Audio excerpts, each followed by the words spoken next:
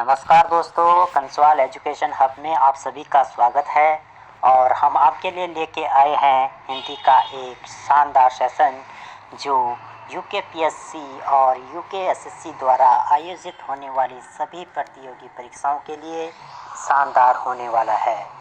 तो चलिए दोस्तों, ज़्यादा समय न बिताते हुए हम अपना सेशन स्टार्ट करते हैं। और आपकी स्क्रीन पर जो हमारा फर्स्ट टॉपिक है वो है भाषा।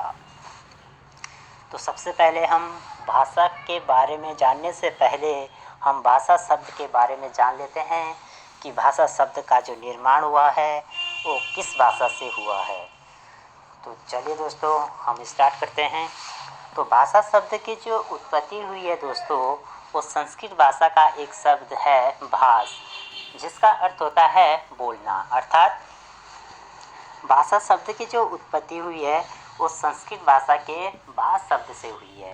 ठीक है, फिर हम जानेंगे दोस्तों भाषा के बारे में कि भाषा क्या है। तो दोस्तों, भाषा वह माध्यम है जिसके द्वारा मनुष्य विचारों को या भावों को बोलकर या लिखकर व्यक्त करता है, भाषा कहलाता है। ठीक है, तो भाषा क्या है दोस्तों? भाषा क्या है? एक ऐसा माध्यम है जिसके द्वारा मनुष्य क्या करता है, अपने विचारों का आदान प्रदान लिखकर या बोलकर क्या करता है, व्यक्त करता है। उसे हम क्या कहते हैं? भाषा कहते हैं। फिर हम जानेंगे दोस्तों भाषा के प्रकार के बारे में। ठीक है, तो भाषा के प्रकार के बारे में जानेंगे कि भाषा को हम कितने प्रकार से व्यक्त कर सकते हैं। तो भाषा को व्यक्त करने के लिए हमारे पास निम्न प्रकार हैं। तो भाषा को व्यक्त करने के लिए 3 प्रकार हैं दोस्तों। एक है आपका मौखिक भाषा, दूसरा है आपका लिखित भाषा और तीसरा है आपका सांकेतिक भाषा। तो ये 3 भाषा हैं दोस्तों, जिसके माध्यम से हम क्या कर सकते हैं, अपने विचारों को एक दूसरे के साथ व्यक्त कर सकते हैं। ठीक है, तो मौखिक भाषा क्या है दोस्तों? एक दूसरे के साथ वार्तालाप करके जब हम क्या करते हैं, भाषा को व्यक्त करते हैं, तो वो आपकी कौन सी भाषा कहलाई भाई? मौखिक भाषा कहलाती है। ठीक है, फिर बात कर लेते हैं लिखित भाषा की। लिखित भाषा के अगर हम बात करें तो पत्र लिखकर जब हम क्या करते हैं, एक दूसरे के साथ क्या करते हैं, अपने विचारों का आदान प्रदान करते हैं, तो भाषा का यह रूप आपका क्या कहलाता है? भाषा का लिखित रूप कहलाता है। और फिर बात करते हैं सांकेतिक भाषा की। जब हम क्या करते हैं, अपने विचारों को सांकेतिक रूप से एक दूसरे के साथ क्या करते हैं, प्रदर्शित करते हैं या व्यक्त करते हैं, तो यह कौन सा भाषा का कौन सा रूप होगा? सांकेतिक रूप होगा। ठीक है, फिर हम बात कर लेते हैं भाषा की विशेषताओं के बारे में। ठीक है, कि भाषा की कौन कौन सी विशेषताएं हैं। तो भाषाओं में निम्नलिखित विशेषताएं होती है। तो भाषा में आपकी निम्नलिखित विशेषता होती है। फर्स्ट अगर हम बात करें तो भाषा क्या है? एक प्रतीकात्मक है। और भाषा क्या है? ध्वनिमय है। तीसरी बात करें तो भाषा का संबंध मनुष्य से होता है और भाषा मुख से उच्चारित होती है। भाषा एक व्यवस्था है जो अनुकरण से आती है। नेक्स्ट बात करें तो भाषा परिवर्तनशील होती है और भाषा की क्षेत्रीय सीमा होती है। भाषा सरलता एवं प्रौढ़ता की दिशा में सतत गतिशील होती है। और नेक्स्ट है दोस्तों आपका भाषा का विकास नदी की धारा के समान अबाध गति से होता रहता है। ठीक है, फिर बात कर लेते हैं दोस्तों हम अक्षर या वर्ण के बारे में। तो अक्षर या वर्ण क्या होता है, तो इसके बारे में हम डिस्कस कर लेते हैं। तो अक्षर या वर्ण की अगर बात करें तो भाषा का वह छोटा सा छोटा भाग जिसके टुकड़े ना हो सके, वो आपका क्या कहलाता है बेटा? अक्षर या वर्ण कहलाता है। ठीक है, या बोल सकते हैं हम कि भाषा की सबसे छोटी इकाई को हम क्या कह सकते हैं? अक्षर या वर्ण कह सकते हैं। या बोल सकते हैं वर्ण को हम ध्वनि भी कहते हैं। तो भाषा का वह छोटा से छोटा भाग जिसके टुकड़े ना हो सकें वो आपकी क्या कहलाएगी, वर्ण या अक्षर कहलाएगी। ठीक है, जैसे आपका अ, आ, ई आदि जो वर्ण हैं ये क्या है, हमारे वर्ण या अक्षर हैं। ठीक है, फिर बात कर लेते हैं शब्द की। ठीक है, कि शब्द क्या होता है, तो शब्द के बारे में हम जान लेते हैं। तो अक्षरों के योग से बनने वाले ध्वनि समूह को शब्द कहा जाता है। ठीक है, तो अक्षरों के योग से बनने वाले ध्वनि समूह को शब्द कहते हैं। जैसे आना, जाना, रात, दिन आदि जो शब्द हैं ये आपके क्या कहलाते हैं बेटा, शब्द कहलाते हैं, जो क्या बनते हैं, ध्वनि समूह को क्या कहते हैं, हम शब्द कहते हैं। ठीक है, फिर बात कर लेते हैं वाक्य के बारे में। ठीक है, कि वाक्य क्या होता है, तो वाक्य के बारे में हम जान लेते हैं। तो वाक्य क्या है, सार्थक शब्दों का ऐसा समूह जिसका कोई अर्थ हो वाक्य कहलाता है।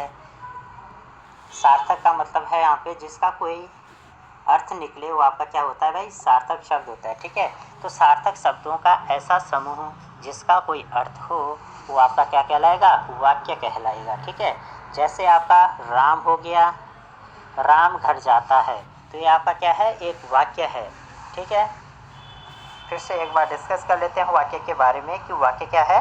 वाक्य क्या है, सार्थक शब्दों का एक समूह है जिसका कोई अर्थ होता है। ठीक है, जैसे राम घर जाता है। ठीक है, राम कहाँ जाता है, घर जाता है, ये आपका क्या है, एक वाक्य है।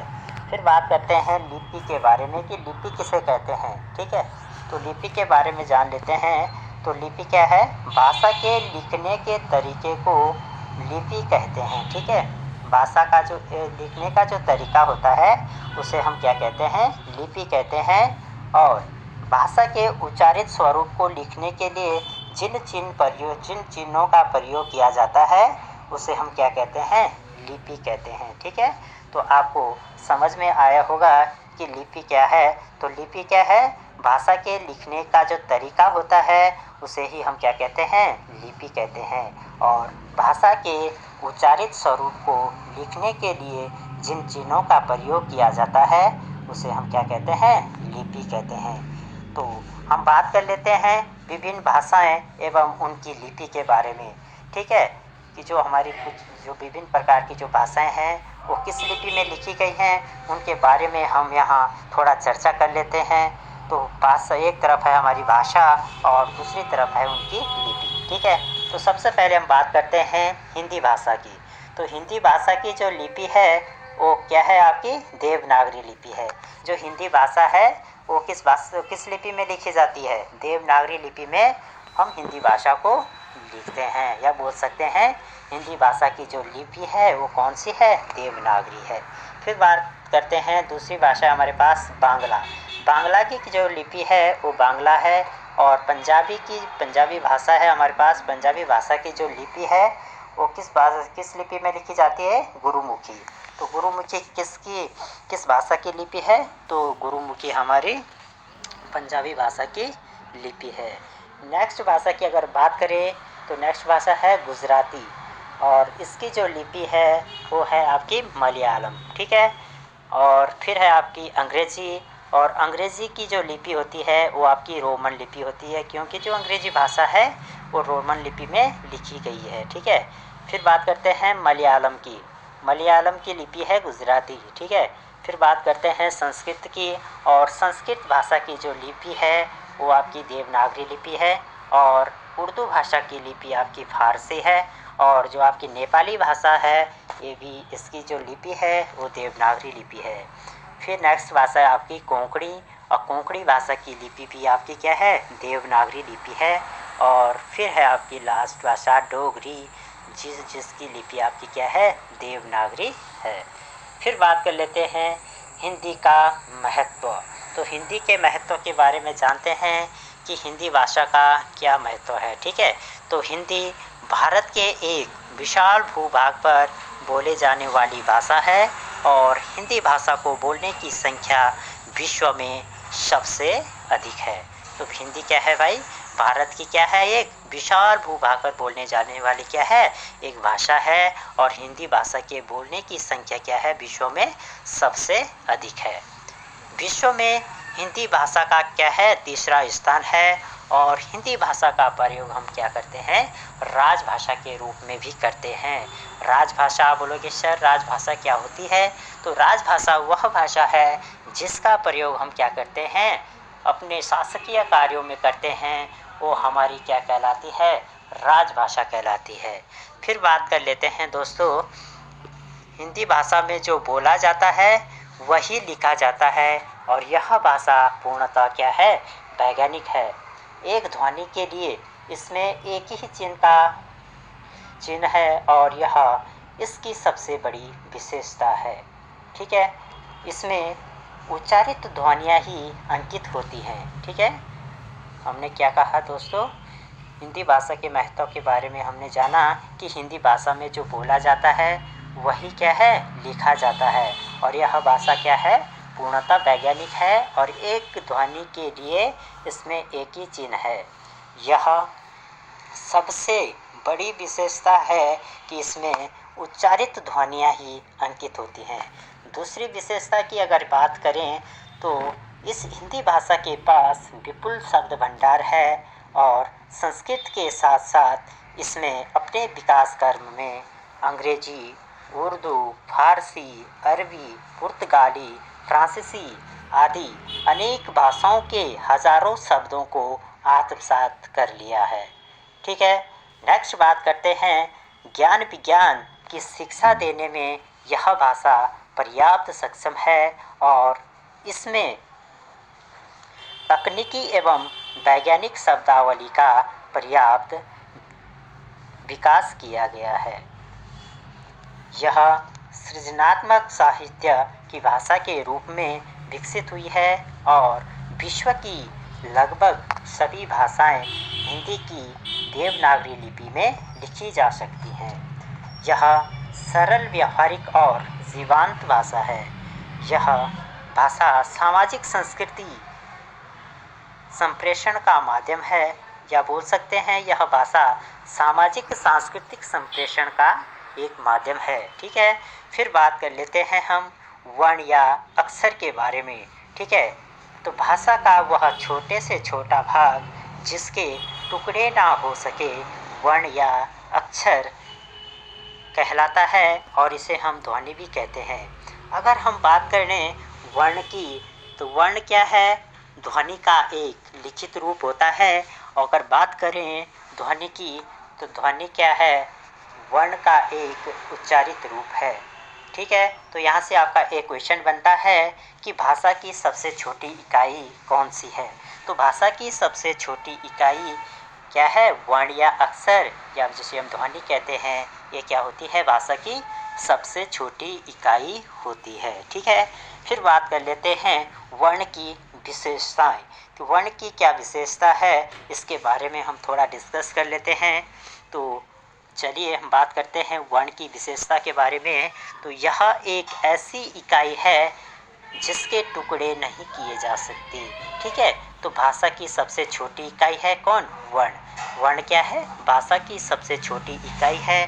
और इसके योग से शब्द बनते हैं। ठीक है, वर्णों के योग से ही हम क्या करते हैं भाई, शब्द का निर्माण करते हैं, या बोल सकते हैं इसके योग से शब्द बनते हैं। फिर हम बात करते हैं नेक्स्ट वर्ण भेद की। ठीक है, कि वर्णों का हम कितने प्रकार से भेद कर सकते हैं, या बोल सकते हैं कि वर्णों के कितने भेद होते हैं। तो चलिए हम बात करते हैं। वर्ण या अक्षर दो प्रकार के होते हैं। एक होता है आपका स्वर और दूसरा होता है आपका व्यंजन, या बोल सकते हैं हम वर्णों को हम दो भागों में बांट सकते हैं। फर्स्ट है आपका स्वर और सेकेंड है आपका व्यंजन। तो सबसे पहले हम बात करेंगे स्वर के बारे में। ठीक है, तो स्वरों के बारे में बात करेंगे। तो स्वर क्या है, जिनके उच्चारण में कोई सहायता नहीं दी जाती है, तो ऐसी ध्वनियाँ स्वर कहलाती हैं। ठीक है, या बोल सकते हैं जिनका उच्चारण स्वतंत्र रूप से किया जा सकता है, वो आपके क्या कहलाते हैं, स्वर कहलाते हैं। जैसे अ, ई, उ आदि जो वर्ण हैं ये आपके क्या कहें, स्वर कहलाते हैं। और स्वरों को हम 3 प्रकार से विभाजित कर सकते हैं। और पहला है आपका हर्ष स्वर। ठीक है, तो पहले हम हर्ष स्वर के बारे में जान लेते हैं। तो जिन स्वरों के उच्चारण में कम समय लगता है वो आपके क्या कहलाते हैं, हर्ष स्वर कहलाता है। या हर्ष स्वरों की संख्या 4 होती है। ठीक है, तो हर्ष स्वर हमारे कितने होते हैं, 4 होते हैं। कौन कौन से, अ, ई, उ, री, ये हमारे क्या हैं, हर्ष स्वर हैं। ठीक है, फिर बात करते हैं दीर्घ स्वर की। ठीक है, कि दीर्घ स्वर क्या होते हैं। तो जिन स्वरों के उच्चारण में, ठीक है, जिन स्वरों के उच्चारण में हर्ष स्वरों से दुगुना समय लगता है उन्हें दीर्घ स्वर कहते हैं। और इनकी संख्या 7 होती है। ये कौन कौन से हैं, आ, ई, उ, ए, आई, ओ, औ। ये हमारे कौन से स्वर हैं, दीर्घ स्वर है। और इनकी संख्या कितनी होती है, 7 होती है। ठीक है, बात कर लेते हैं नेक्स्ट प्लुप्त स्वर के बारे में। ठीक है, कि प्लुप्त स्वर क्या होता है। तो जिन स्वरों के उच्चारण में हर्ष स्वर से दुगुना समय लगता है उन स्वर को हम क्या कहते हैं, प्लुप्त स्वर कहते हैं। ठीक है, तो प्लुप्त स्वर क्या होते हैं, जिन स्वरों के उच्चारण में हर्ष स्वर से 3 गुना समय लगता है उन स्वरों को हम क्या कहते हैं, प्लुप्त स्वर कहते हैं। जैसे ओम, राम, ये आपके क्या हैं भाई, प्लुप्त स्वर के उदाहरण हैं। ठीक है, फिर यहाँ से आपसे क्वेश्चन पूछे जाते हैं बेटा कि जो आपके हर्ष स्वर हैं ये कितने प्रकार के हैं, या हर्ष स्वरों की संख्या कितनी होती है। तो हर्ष स्वरों की जो संख्या होती है वो 4 होती है। और नेक्स्ट जो क्वेश्चन पूछा जाता है, दीर्घ स्वरों की संख्या बताइए। तो दीर्घ स्वरों की संख्या कितनी है, 7 है। फिर बात कर लेते हैं हम व्यंजन की। ठीक है, व्यंजन के बारे में डिस्कस कर लेते हैं। तो व्यंजन का क्या अर्थ है। ठीक है, तो व्यंजन के अर्थ के बारे में जानते हैं कि वे वर्ण जो स्वरों की सहायता से बोले जाते हैं वो आपके क्या कहलाते हैं, व्यंजन कहलाते हैं। और इनकी संख्या कितनी है बेटा, 33 है। ठीक है, तो 33 व्यंजन हैं। तो व्यंजन के भेद के बारे में जान लेते हैं कि व्यंजन के कितने भेद हैं। तो व्यंजन के 3 भेद होते हैं। पहला है आपका स्पर्श व्यंजन, दूसरा है आपका अंतस्थ व्यंजन और तीसरा है आपका ऊष्म व्यंजन। ठीक है, तो हम व्यंजनों का हमने यहाँ पे भेद किए हैं जो 3 प्रकार के हैं। कौन कौन से, फर्स्ट है आपका स्पर्श व्यंजन, दूसरा है आपका अंतस्थ व्यंजन और तीसरा है आपका ऊष्म व्यंजन। तो सबसे पहले हम बात करेंगे स्पर्श व्यंजन के बारे में। ठीक है, तो सबसे पहले हम बात किसके बारे में करेंगे, स्पर्श व्यंजन के बारे में बात करेंगे कि स्पर्श व्यंजन कौन कौन से होते हैं। ठीक है, तो ऐसे वर्ण जिनका उच्चारण करते समय या बोलते समय मुंह से किसी न किसी अंग का स्पर्श हो तो ऐसे वर्ण आपके क्या कहलाते हैं, स्पर्श व्यंजन कहलाते हैं। ठीक है, बात कर लेते हैं स्पर्श व्यंजन के बारे में। तो वर्णमाला में क से लेकर म तक, या बोल सकते हैं क वर्ग से लेकर म वर्ग तक जो आपके वर्ण हैं वो आपके क्या हैं, स्पर्श व्यंजन की श्रेणी में आते हैं। और इनकी कुल संख्या 25 है। ठीक है, तो 25 वर्ण ऐसे हैं जो स्पर्श व्यंजनों के नाम से जाने जाते हैं। ये कौन कौन से हैं, क वर्ग से लेकर के आपके प वर्ग तक। ठीक है, बात कर लेते हैं क वर्ग की। ठीक है, तो क वर्ग में आपके आते हैं क, ख, ग, घ, ग। च वर्ग में आते हैं आपके च, छ, ज, झ, य। और ट वर्ग में आते हैं आपके ट, ठ, ड, ढ, ण। त वर्ग में आते हैं आपके त, थ, द, ध, न। और प वर्ग में आते हैं आपके प, फ, ब, भ, म। तो ये आपके क्या है, 25 वर्ण हैं जो आपके किस श्रेणी में आते हैं, स्पर्श व्यंजनों की श्रेणी में आते हैं। और फिर हम बात कर लेते हैं इनके उच्चारण स्थान के बारे में। तो जो आपका क वर्ग है इसका जो उच्चारण स्थान है वो कंठ है, क्योंकि इनका जो उच्चारण किया जाता है कंठ से किया जाता है। और जो आपका च वर्ग है इसका जो उच्चारण स्थान है वो तालु से किया जाता है। और ट वर्ग का उच्चारण स्थान आपका मूर्धा है। और त वर्ग का स्थान उच्चारण स्थान जो आपका है वो क्या है, आपका दांत है।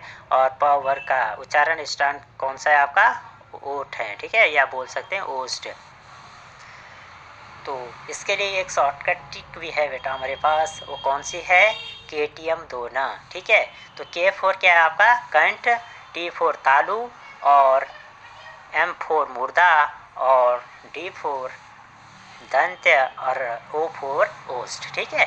तो KTM दोना इसकी क्या है, एक शॉर्टकट ट्रिक है जिसके माध्यम से हम क्या कर सकते हैं, इनके उच्चारण स्थानों को आसानी से याद रख सकते हैं और आपको लेके चलते हैं अंतस्थ व्यंजन के ओर, ठीक है। तो इनमें से आपके क्या हैं, कुछ जो हमारे वर्ण हैं, जो हमारे व्यंजन हैं, इनमें जो अंतस्थ व्यंजन हैं आपके, तो कौन कौन से हैं, तो अंतस्थ व्यंजन की ओर लेके चलते हैं। तो अंतस्थ व्यंजन हैं आपके य, र, ल, व। ये आपके क्या हैं, 4 वर्ण हैं जो अंतस्थ व्यंजन के अंतर्गत आते हैं। और फिर बात कर लेते हैं ऊष्म व्यंजन की। तो ऊष्म व्यंजन की श्रेणी में आपके कौन कौन से आते हैं, श, श, श, ह। ये आपके क्या हैं, ऊष्म व्यंजन की श्रेणी में आते हैं और इनकी संख्या 4 है, ठीक है। फिर बात कर लेते हैं अघोष व्यंजन की, या बोल सकते हैं कि अघोष कौन कौन से हैं। तो प्रत्येक वर्ग के प्रथम और दूसरा जो वर्ण होता है वो आपका क्या है भाई, अघोष वर्ण कहलाते हैं, या बोल सकते हैं अघोष व्यंजन भी कहते हैं इन्हें, ठीक है। तो प्रत्येक वर्ग का पहला और दूसरा वर्ण आपका क्या कहलाता है, अघोष कहलाता है। जैसे क, ख, च, छ, ट, ठ, त, थ, प, फ। ये आपके क्या हैं, अघोष वर्ण हैं, ठीक है। फिर बात कर लेते हैं घोष व्यंजन या संघोष व्यंजन, ठीक है, या बोल सकते हैं घोष वर्ण। तो प्रत्येक वर्ग का तीसरा, चौथा और पांचवा वर्ण आपका क्या कहलाते हैं, घोष वर्ण या घोष व्यंजन कहलाते हैं। और ये कौन कौन से हैं, ग, ध, ग, झ, झ, य, ड, ढ, अण, ध, द, न, ब, भ, म। ये आपके किस श्रेणी में आते हैं, घोष वर्ण की श्रेणी में आते हैं, ठीक है। फिर बात कर लेते हैं हम अल्प प्राण की, ठीक है। तो अल्प प्राण की बात करें तो अल्प प्राण में आपके कौन कौन से आते हैं, तो प्रत्येक वर्ग का पहला, तीसरा तथा पांचवा जो वर्ण होता है वो आपके अल्प प्राण में आते हैं, ठीक है। तो ये कौन कौन से हैं, क, ग, ग, च, ज, य, ट, ग, अण। ये आपके क्या हैं, अल्प प्राण व्यंजन है, या बोल सकते हैं अल्प प्राण वर्ण है, जो आपके क्या हैं, प्रत्येक वर्ग का पहला, तीसरा तथा पांचवा वर्ण है, ठीक है। फिर बात कर लेते हैं महाप्राण व्यंजन के बारे में। तो प्रत्येक वर्ग का दूसरा व चौथा वर्ण तथा ऊष्म वर्ण महाप्राण व्यंजन होते हैं, ठीक है। तो ये कौन कौन से हैं आपके, घ, ख, छ, ये आपके छ, झ, ट, ढ, थ, ध, फ, भ। ये आपके क्या है, महाप्राण व्यंजन है। और कुछ आपके ऊष्म व्यंजन हैं, श, श, श, ह। ये भी आपके क्या हैं, महाप्राण में आते हैं, ठीक है। तो हमने अभी जाना है अल्प प्राण, महाप्राण के बारे में। तो प्रत्येक वर्ग का पहला, तीसरा तथा पांचवा वर्ण आपका क्या कहलाता है, या अंतस्थ वर्ण आपके क्या कहलाते हैं, अल्प प्राण कहलाते हैं। और प्रत्येक वर्ग का दूसरा व चौथा वर्ण तथा ऊष्म वर्ण महाप्राण व्यंजन है, ठीक है। फिर बात कर लेते हैं हम शब्द की, ठीक है। शब्द के बारे में जानेंगे कि शब्द क्या है। तो शब्द के बारे में हम जान लेते हैं। तो शब्द, सबसे पहले हम शब्द के अर्थ के बारे में जानेंगे कि शब्द का अर्थ क्या है। तो एक या अधिक अक्षरों से बनी सार्थक एवं स्वतंत्र ध्वनि को हम क्या कहते हैं, शब्द कहते हैं। यहाँ पर सार्थक का अर्थ है मतलब जिसका कोई क्या हो, एक निश्चित अर्थ हो, उसे हम क्या कहते हैं भाई, सार्थक कहते हैं। ठीक है, तो एक या अधिक अक्षरों से बनी सार्थक एवं स्वतंत्र ध्वनि को हम क्या कहते हैं, शब्द कहते हैं। फिर बात कर लेते हैं दोस्तों, शब्दों के भेद के बारे में जानेंगे कि हम शब्दों के कितने भेद कर सकते हैं। ठीक है, तो शब्दों को 4 भागों में बांटा गया है, जो आपका इस प्रकार है। तो शब्दों को हम 4 प्रकार से बांट सकते हैं। पहला है आपका अर्थ के आधार पर, दूसरा हम बांट सकते हैं व्युत्पत्ति के आधार पर, और तीसरा है आपका उत्पत्ति के आधार पर, और चौथा है आपका प्रयोग के आधार पर। तो सबसे पहले हम बात करेंगे अर्थ के आधार पर कि अर्थ के आधार पर हम शब्दों को कितने भागों में बांट सकते हैं। तो अर्थ के आधार पर अगर बात करें तो शब्दों को हम 2 प्रकार से बांट सकते हैं। एक होता है आपका सार्थक शब्द और दूसरा होता है आपका निरर्थक शब्द। ठीक है, तो यह आपके जो सार्थक शब्द और निरर्थक शब्द है, ये अर्थ के आधार पर बांटे गए हैं। तो सबसे पहले हम जान लेते हैं सार्थक शब्द के बारे में। तो सार्थक शब्द क्या होता है, ऐसे शब्द जिनका क्या है, एक अर्थ होता है, या बोल सकते हैं जिसका एक निश्चित अर्थ होता है, वो आपके क्या कहलाते हैं, सार्थक शब्द कहलाते हैं। और निरर्थक शब्द क्या होते हैं, जो एक निश्चित अर्थ नहीं देते हैं, वो आपके क्या कहलाते हैं, निरर्थक शब्द कहलाते हैं। ठीक है, फिर बात कर लेते हैं व्युत्पत्ति के आधार पर। तो व्युत्पत्ति के आधार पर हम शब्दों को 3 भागों में बांट सकते हैं। एक होता है आपका रूढ़ शब्द, या बोल सकते हैं रूढ़ी शब्द, और दूसरा है आपका यौगिक शब्द, और तीसरा है आपका योगरूढ़ शब्द। ठीक है, और तीसरे तौर पर जो तीसरा प्रकार है, यह है आपका उत्पत्ति के आधार पर। और उत्पत्ति के आधार पर हम शब्दों को 4 भागों में बांट सकते हैं। एक है आपका तत्सम शब्द, दूसरा है आपका तद्भव शब्द, और तीसरा है आपका देशज शब्द, और चौथा है आपका विदेशी शब्द। ठीक है, फिर बात कर लेते हैं प्रयोग के आधार पर। तो प्रयोग के आधार पर हम शब्दों को 2 प्रकार से बांट सकते हैं। पहला है विकारी शब्द और दूसरा है आपका अविकारी शब्द। ठीक है, फिर हम बात कर लेते हैं शब्दों के बारे में। ठीक है, तो सबसे पहले है आपका अर्थ के आधार पर। अर्थ के आधार पर अगर हम बात करें तो अर्थ के आधार पर हम जो क्या शब्दों को कितने वर्गों में बांट सकते हैं। तो अर्थ के आधार पर शब्दों को हम 2 प्रकार से बांट सकते हैं, या बोल सकते हैं कि अर्थ के आधार पर शब्द 2 प्रकार के होते हैं। एक होता है आपका सार्थक शब्द और दूसरा होता है आपका निरर्थक शब्द। तो सबसे पहले हम जानेंगे सार्थक शब्द के बारे में। ठीक है, कि सार्थक शब्द क्या होते हैं। तो वे शब्द जिनका कोई अर्थ होता है सार्थक शब्द कहलाता है। ठीक है, तो ऐसे शब्द जिनका कोई क्या हो, एक अर्थ हो, वो आपके क्या कहलाते हैं, सार्थक कहलाते हैं। जैसे वर्षा, घर, आदमी आदि, ये आपके कैसे शब्द हैं, सार्थक शब्द हैं। ठीक है, फिर बात कर लेते हैं निरर्थक शब्द के बारे में। ठीक है, कि निरर्थक शब्द कौन कौन से होते हैं। तो जिन शब्दों का कोई अर्थ नहीं होता है, वो आपके क्या कहलाते हैं, निरर्थक शब्द कहलाते हैं। जैसे रोटी वोटी, पानी वानी, अग जग आदि, ऐसे शब्द अगर आपको कहीं दिखाई देते हैं तो वो एक कौन से शब्द होते हैं, आपके निरर्थक शब्द होते हैं, जो कोई अर्थ प्रकट नहीं करते हैं। तो ठीक है, तो ऐसे शब्दों को क्या कहा जाता है, निरर्थक शब्द कहा जाता है। फिर बात कर लेते हैं व्युत्पत्ति के आधार पर, कि व्युत्पत्ति के आधार पर शब्द कितने प्रकार के होते हैं। तो व्युत्पत्ति के आधार पर अगर बात करें तो शब्द आपके 3 प्रकार के होते हैं। एक होता है आपका रूढ़ शब्द।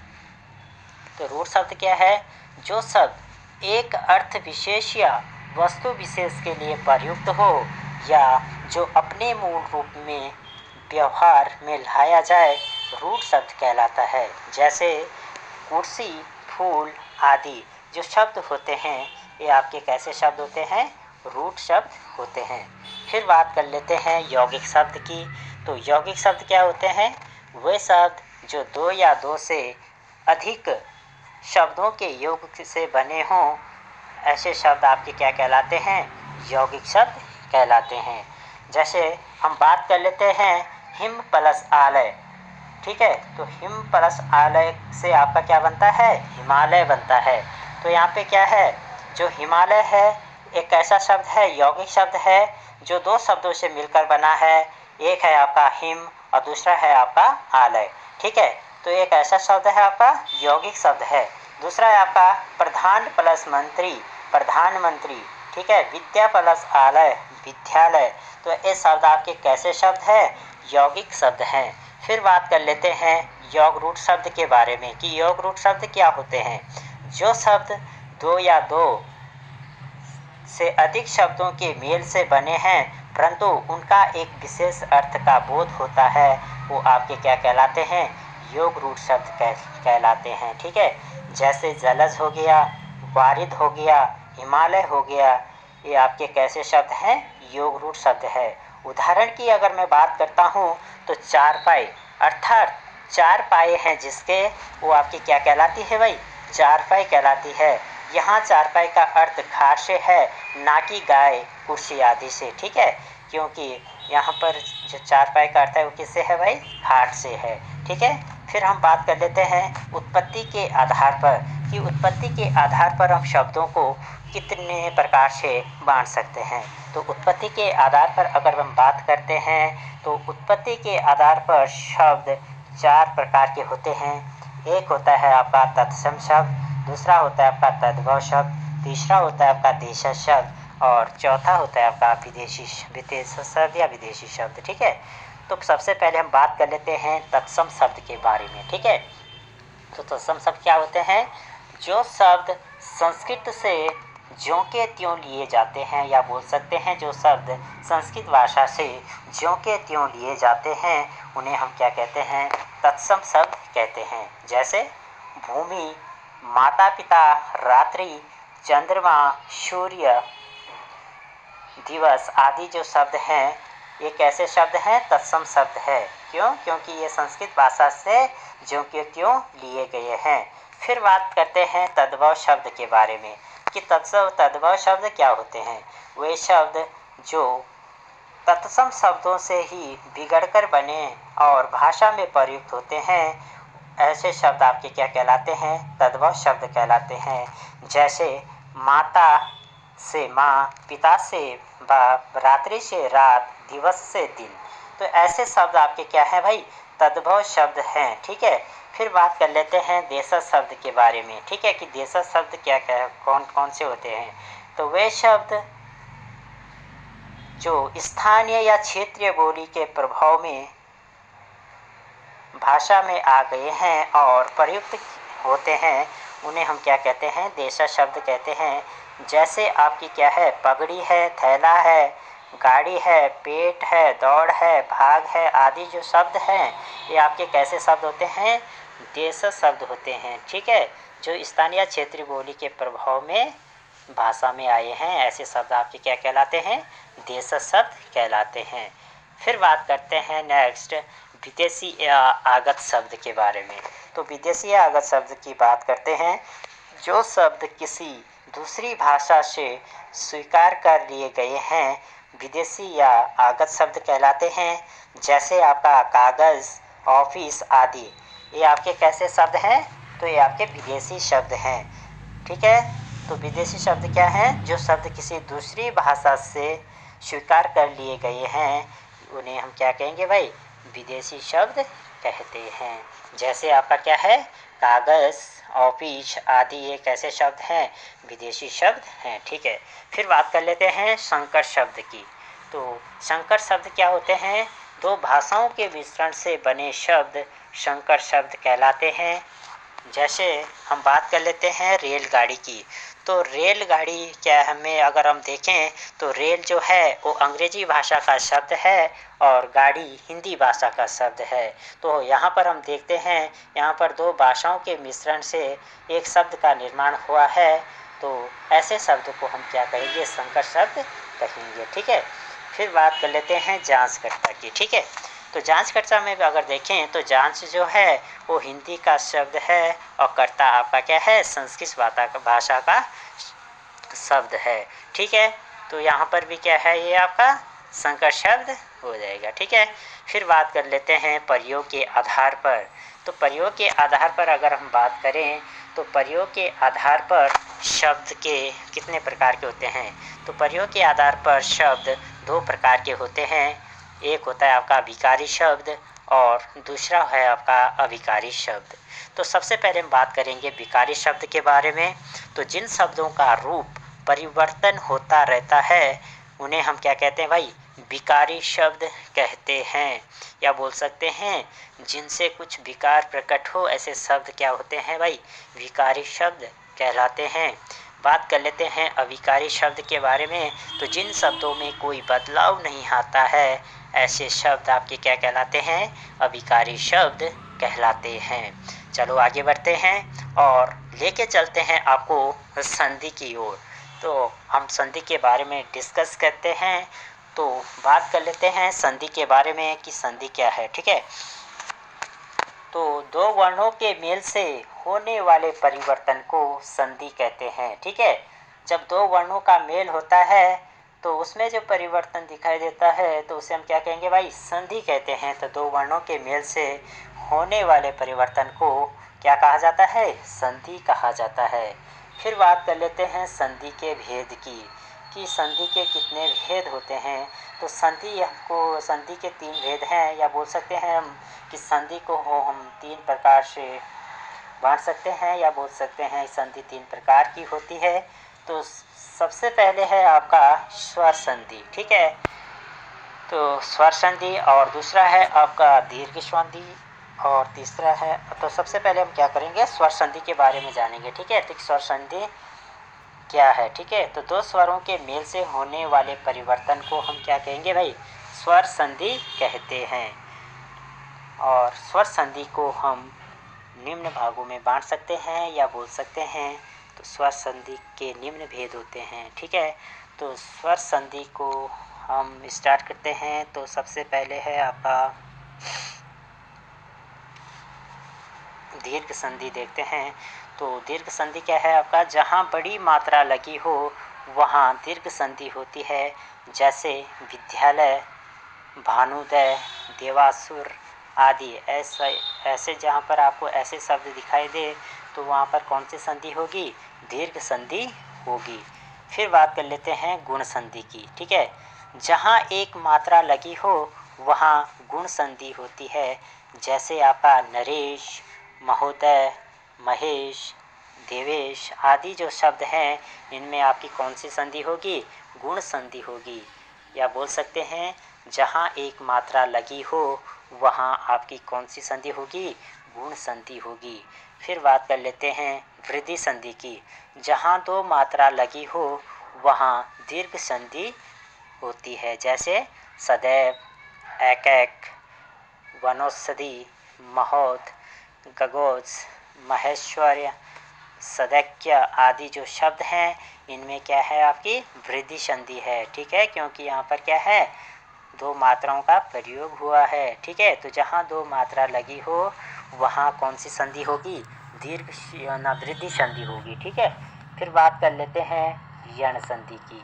ठीक है, यण संधि क्या होती है, जहाँ य, व, र, से आदि शब्द प्रयोग में आते हैं वो आपके उसमें आपकी कौन सी संधि होगी, यण संधि होगी। ठीक है, जैसे आपका स्वागत इत्यादि, देवागमन, राज्ञागमन आदि जो शब्द हैं ये आपके इसमें कौन सी संधि है भाई, आपकी यण संधि है। क्योंकि यहाँ पर आपको कौन कौन से वर्ण देखने को मिलेंगे, य, व, र से पहले आपको शब्द आते हैं। तो ऐसे शब्द आपके क्या कहलाते हैं भाई, यण संधि इसमें होती है। ठीक है, किसमें, यण संधि में आपके कौन कौन से शब्द दिखाई देंगे, य, व, र। ठीक है, तो जैसे आपका क्या है, स्वागत हो गया, इत्यादि हो गया, देवागमन हो गया, राज्ञागमन हो गया आदि। ठीक है, फिर बात कर लेते हैं अयादि संधि के बारे में। ठीक है, जहाँ ए, आई, ओ, आओ की मात्रा नहीं होती है और अधिकतम तीन शब्द हों, जैसे पवन हो गया, नायक हो गया, पावक हो गया, नयन हो गया, भवन हो गया, कमल हो गया, धावक, शावक, गायक, शयन, धवन, मयन आदि शब्द दिखाई पड़े तो वहाँ पर आपकी कौन सी संधि होगी? अयादि संधि होगी। ठीक है, फिर बात कर लेते हैं व्यंजन संधि की। ठीक है, तो व्यंजन संधि के बारे में जानने से पहले हम ये जान लेते हैं कि स्वर संधि के कितने भेद हैं। ठीक है, तो क्वेश्चन पूछा जाता है कि स्वर संधि के कितने भेद हैं। तो स्वर संधि के आपके कितने भेद होते हैं भाई? तो स्वर संधि के 5 भेद होते हैं। कौन कौन से? एक तो हो गया आपका दीर्घ संधि, दूसरा हो गया आपका गुण संधि, तीसरा है आपका वृद्धि संधि, चौथा है आपका यण संधि और पांचवा है आपका अयादि संधि। ये क्या है? स्वर संधि के भेद हैं। फिर बात कर लेते हैं हम व्यंजन संधि के बारे में। ठीक है, तो व्यंजन संधि के बारे में जान लेते हैं। जहाँ व्यंजन के बाद क्या है, स्वर या व्यंजन आने से जो परिवर्तन होता है व्यंजन संधि कहते हैं। जैसे संक्षेप में बिंदी है। ठीक है, संक्षेप में बिंदी है तो यह पूरा क्या है, म में बदल जाएगी। ठीक है, तो बात कर लेते हैं हम संक्षेप।